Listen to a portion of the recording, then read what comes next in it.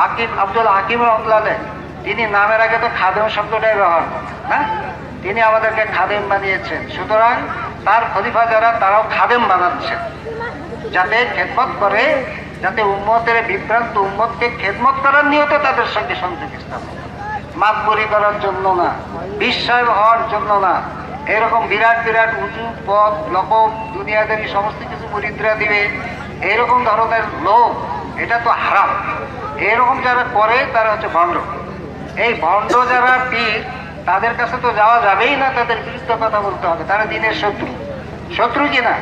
কিন্তু একটা জিনিস হচ্ছে, যারা বলে সব পীর ভণ্ড, তারাও দিনের শত্রু। শত্রু কিনা? যারা বলে ওই ভণ্ডগুলাও ভণ্ড, আসল যারা আছে ওগুলাও ভণ্ড, এটা ঠিক কথা বলে, এটাও দিনের শত্রু। তারা খাঁটি পীর মুর্শিদের কাছে মানুষকে আসতে দেয় না, এবং তারা হলো আহম্মক, তারা হলো অজ্ঞ, জাহেল, মূর্খ। কারণ হচ্ছে যে মাথায় যদি কারো ব্যথা, তাহলে উচিত কি মাথা ব্যথার ঔষধ খেলে মাথাটা ব্যথাটা দূর করে দাও। এরকম কি এটা কোনো ব্যবস্থাপত্র হলো যে একজনের মাথা ব্যথা হলো যে মাথাটা কেটে দাও, সোজা মাথাও থাকবে না ব্যথাও থাকবে না, এটা চিকিৎসা হলো? আর মাথা তো থাকতে হবে, ব্যথা দূর করতে হবে, ইসলামের বাতিনের শিক্ষা, কলবের শিক্ষা থাকতে হবে, এখান থেকে ভণ্ড পীরদেরকে উৎখাত করতে হবে। আরেকটা জিনিস ভালো করে যে দেখলে আমরা বুঝবো, যাদের জ্ঞান আছে বুদ্ধি আছে, তারা কিন্তু এটা বুঝবে যে হক হক পীর আছে, কি জন্য আছে? আসল পীর আছে। কি জন্য?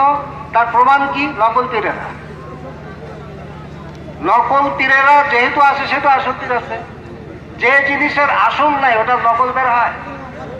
নকল যেহেতু আছে, বুঝতে হবে আসল আছে, এখন খুঁজতে হবে না আমাদেরকে। একটা মানুষের ছায়া পড়ে, কেউ যদি মানুষটাকে না দেখে দেখে একটা মানুষের ছায়া পড়ে আছে, তাহলে এই ছায়াটা আছে মানে কেউ মানুষটা আছে। তেমনি ছায়া নকল থাকলে আসল পীরও তো আছে। সমাজে আমরা ভণ্ড পীর, এটা কিন্তু আসল পীরের দলিলও বটে। যদি আমাদের জ্ঞান থাকে তাহলে আমরা এই কথা বলবো, আর যদি জ্ঞান না থাকে তখন ওই কথা বলবো যে ভণ্ড পীর, সবাই ভণ্ড, সুতরাং কারো কাছে যাওয়া যাবে না। আচ্ছা শোনেন একটা কথা, অনেকে বলে পীর পাওয়া যায় না, এটাও শয়তানি কথাবার্তা।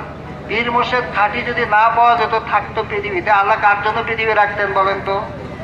গোনাগার লোকদের জন্য, আমাদের মতন গোনাগারদের লোকদের জন্য কি পৃথিবী আল্লাহ রাখছেন? না আল্লাহওয়ালা লোকদের জন্য রাখছেন?